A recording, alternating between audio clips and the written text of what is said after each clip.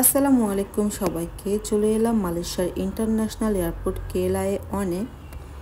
তো এখানে আজকে আসার কারণ, আমাদের বাসার একটা ছেলে বাংলাদেশে চলে যাবে। গত 1 বছর ধরে তার কোনো কাজ নাই। তো মালয়েশিয়ার পরিস্থিতি খুব একটা ভালো না, মানে কাজকর্ম নেই আর কি তেমন একটা, অনেকেই কাজ পাচ্ছে না। তো যারা আপনারা আমার কাছে কাজ খুঁজেন তারা বুঝতেই পারছেন, আমাদের মানে নিজেদের মানুষজনদেরকে কিন্তু আমরা কাজ দিতে পারছি না। সো সেক্ষেত্রে কী করব, আপনাদের ক্ষেত্রেও তাই করতে পারছি না কোনো হেল্প।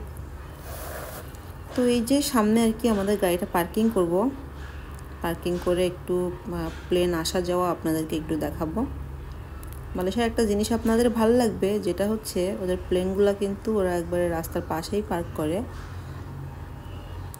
যেগুলো আপনারা খুব সহজেই দেখতে পারবেন। তো আমরা এখানে পার্ক করলাম আমাদের গাড়ি, আর পার্ক করে দেখছি যে এখানে কয়েকটা মার্স এয়ারলাইন্স পার্ক করা ছিল, আর এটা এখন ফ্লাই করবে, আপনাদেরকে সেটাই দেখাবো।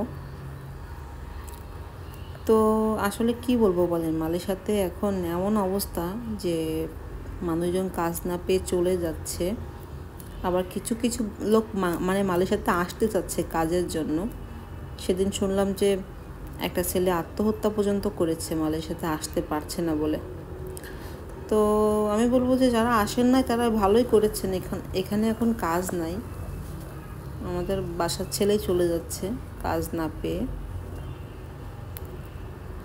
আগে যেমনটা ছিল মালয়েশিয়াতে প্রচুর পরিমাণ কাজ ছিল, বছেরা এখানে সেখানে ওয়ার্কার খুঁজে বেড়াতো, যে নিয়ে আসতো ওয়ার্কারদেরকে। কিন্তু এখন ওয়ার্কাররা বছেদের পাশে যে যদি বসেও থাকে কাজের জন্য, তারপরেও আর বছেরা নিতে চাচ্ছে না, তার কারণ এখন প্রচুর পরিমাণ মানুষ কিন্তু আসছে মালয়েশিয়াতে।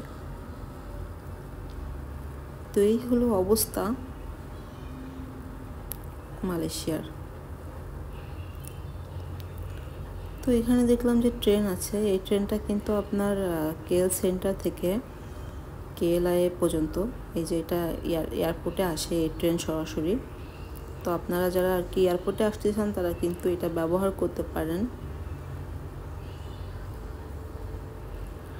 তো বিকেলবেলার সময় ভালোই লাগছিল, সুন্দর একটা দৃশ্য ছিল।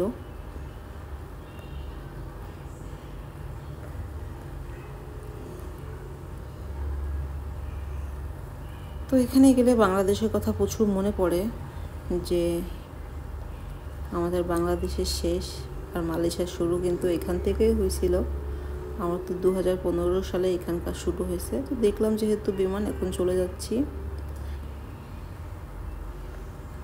যে আমার ছেলেটা সামনে, আর আমাদের গাড়ি সামনে পার্কিং করা। এই সেই এয়ারপোর্ট মালয়েশিয়া KLIA-1।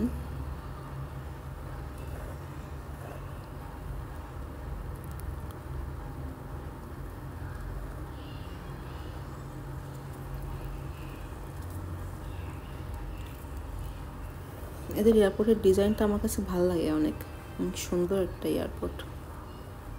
তো সবাই ভালো থাকবেন। আসসালামু আলাইকুম।